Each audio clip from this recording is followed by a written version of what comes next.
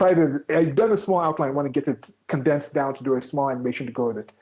So a basic one is something like this that most people think. They say, okay, I believe my mother is the most beautiful. That's something that most people think, you're a kid, you're born, that someone says that's a belief that they have. Most people, if they hear that, they think it's rather innocuous.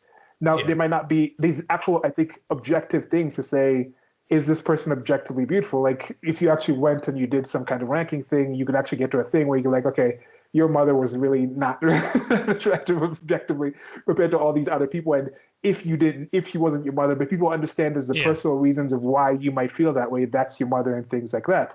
So that's at the general statement. It's like, okay, it's a personal thing. Most people don't object to somebody just making that statement. They won't say, where's your evidence? Let me see a picture of your mother. Like, are you sure? Have you seen this person's mother? Have you seen that one? No, nobody really gets to that point when somebody says that. Now, if somebody says, okay, my mother is the most beautiful woman in the world, so women who look like my mother are the most beautiful women, and those are the women that are for me. Now that gets to a point where if somebody is dating that person, if somebody likes that person, now that gets to be more a social thing. It starts changing how they act, who they react with, then what level they look at their mother. Looking at the mother as the 30-year-old that met them, they understand the person now. Is it like, okay, like for my mother, for example, she's like 5'2", she's got black hair, she's got melanin in her skin and things like this. She's the body shape and things like that. So you start thinking, okay, those are the things that you start, and they start shaping who you actually find attractive, who you actually date and deal with and things like that. And now the people who want to date you, they might have some, like, why are you only focused on that when there's these other people like this? They might be this other person that has many valuable traits, but you're focused on just this physical appearance because of that belief system that you have. So now that gets to a point where it's a personal belief, but now some other people might have some questions of why you actually hold that belief to be true. Now that might need to take more evidence, more comparison in that sense. Now, if you get to the point where that person, you with that mindset, end up getting a position of power, maybe you're a dictator or something, and you start saying, this woman this is what the most beautiful woman is supposed to be like. This person who is like my mother, that's who actually ends up being the best person to take care of children. So I'm going to get to the point where I'm going to start dictating that only people who are like my mother, who are in this kind of position, are the ones who are allowed to have marriages, who are allowed to reproduce, who are allowed to focus on this. And you start saying this is the perfect kind of person. And you start projecting that to other people and start changing other people's lives. Now, when it gets to that point, that's something where it's like, okay, like that's, now I really have to raise my hand and say, why are you preventing my daughter? Why are you preventing me from marrying somebody else? Why are you stopping this? Why are you giving preferential treatment to this kind of person? From that initial belief that you have that your mother is the most beautiful person, something like that can go on. Now, I'm going to figure out a way to streamline that thing into a bit, but you can see something like that in that recent situation in 1930s in Germany with that failed painter who had a certain idea of who he's supposed the perfect human or top kind of human. If somebody just thinks that in general, who really cares if you like blonde, blue-eyed people? Like, okay, if you think that's most attractive, that's one thing. If you decide you're just going to date blonde-eyed, blue-eyed blonde people, that's okay. That goes to another level.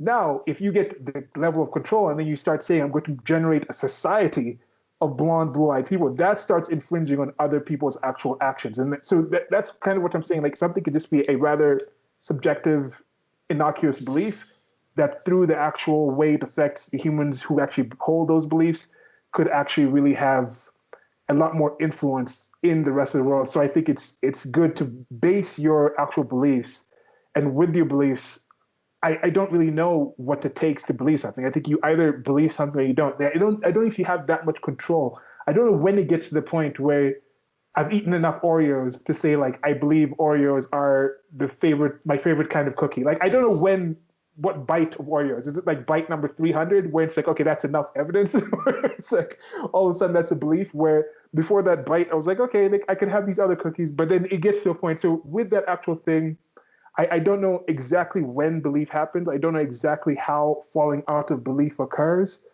but that's probably why I'd be very excited to see what happens in this book when this person's actually taken some more look into beliefs, into something very specific with gods, because gods is more than a cookie. Gods is how the world came to be. And if you have a certain belief in how the world came to be, it's going to affect how you interact with everything that's in that world. So yeah. Yeah, we'll get into this obviously as the talk goes on. I listened to a good conversation though on that Myth Vision podcast with Aaron Ra. He was the guest on one of the shows. He's the prominent YouTube atheist for people who don't know.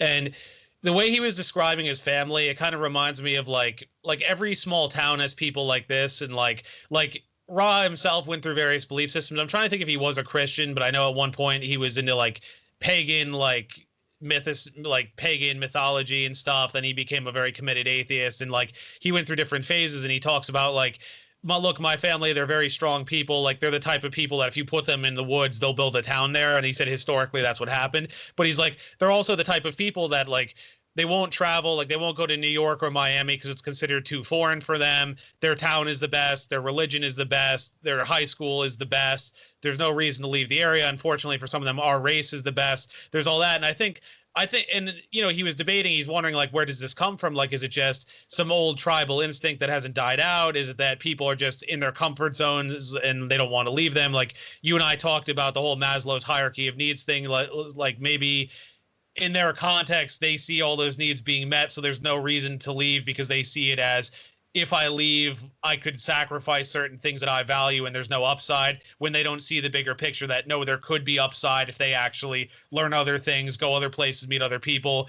I think some people just lack a sense of curiosity about the world. Like he talks about his family, like they won't talk about anything that happened before grandpa was young or something. And it's like, I don't know. I mean, I guess for some people, they just lack that curiosity about the world, or they're just fine sticking with their tribe. Or like I say, I mean, I'm from a small town and I've known people like this. Like I know someone who's probably about 60 something. They didn't even come to the city here until like a few years ago. And it's like they only grew up an hour and a half away. But like New York was like too foreign or too strange to them. And it's like, but that's the thing. It's like, I think there are a lot of people like this. And again, is it these old instincts that haven't evolved out of people yet? Is it insecurity? I don't know. I've wondered this in my own mind because I've always been sort of the opposite. Like I like meeting different people. I like trying different things. I like seeing other areas. So like that mentality I just described, it's always been kind of foreign to me, I think. Yeah, and that is something I've tried to relate to. Just think about the people who grew up in one place, and that's just, well, they know, because for me, it's just, before I even realized what was happening, it was in different continents and trying to relearn languages and appearances of people, locations, climate, everything. So those things were changing, and I realize it's rather exceptional to how history used to be. Like we've actually lived and developed in certain areas, yet I think as we get to this point, we will start seeing that since we still are the human animal, we still are all here on Earth, we still are on here in a pale blue dot that's in this universe, still being subject to the same kind of physics, the same kind of gravity, through the same kind of evolved like organic robot machine that we have. We're going to notice that we've come to certain observations just from existing. So what actually leads to these things? I think another definition I put down is for God, because that's another thing. With these certain belief systems, like God isn't as simple as God. It's not as simple as that. When you say God to most people who I think are listening to this, in default, you're living in a place, people just talk about God, and by default, they mean the Christian God. Now, the Christian God, even the name the Christian God, does he have a name? I think in general they say the Jehovah thing, but it's been found out that that's actually something that comes from a mistranslation of the spaces between the Jewish letters for Yahweh or something like that. So I don't know if there's actually a biblical name for the different things people would actually refer to, but in general, they've gotten to the point where they just say God is that. But for most of the time when gods have existed, I guess from before the time, you only knew people where you could just say God, but God used to have an actual name. It was like Zeus to some people, but everyone who knew them was just that. Then it got to a point where you'd have to say the specific name because people realize that we have our God, but you have your God, and so you were specific with it. But now we're getting to a point where most people in the West would say God, and they just default to their God. Like even Allah. Allah doesn't mean, it's not like a name. It's not like Silas or Stephen. It's just God in Arabic. Mm-hmm. So we'll get to the point. I think we're getting closer to the thing where I think, and we're also at the point where people can kind of. Before I came out, my background was I was raised Christian, non-denominational. I did go to some Catholic schools, but it was just non-denominational Christian. And when I was coming out to that, to get to a point where I was like more spiritual, and it's like, okay, all these people are talking about the same kind of spirit, the same kind of God, just The same way we have different words for glass or bottle, for computer in different languages, people have different gods. But then I started studying them and I realized, no, that's not really the case, because there's many of them that really, if this God is true, these other ones can't be. Like this thing Christopher Hitchens says there's three things. Either he's like either like one of them could be right, and he said either one of them could be right. And he said, no, I get the thing with, I might try to get the thing that Chris, I forget what the thing said. So none of them, there's a situation where they could all be wrong, where one of them could be right. And then they could be a God and we could all be wrong. Then one of them could be right about the God that actually exists, and then all of them could be wrong. But there's no situation where everybody can be right, because there's certain things, certain claims made about gods that completely go against the other claims made about God. So it's like they could either be a god or gods, and none of us are right about the nature of that god or gods. One of the thousands of religions that we've come up with that have been known to man, could actually have it right, or none of them could have it right because there is no god or gods. So I think those are the kind of three states to kind of that existence that could exist. Now, I think it would be good to get into why did it even come to be? And do they go into that? Can you read maybe the chapter listing? Because I haven't read the book at all. And I'm just interested, do they even go into like how we began starting thinking about this? Why do we think about it? Why does that's a huge part of what the book's about.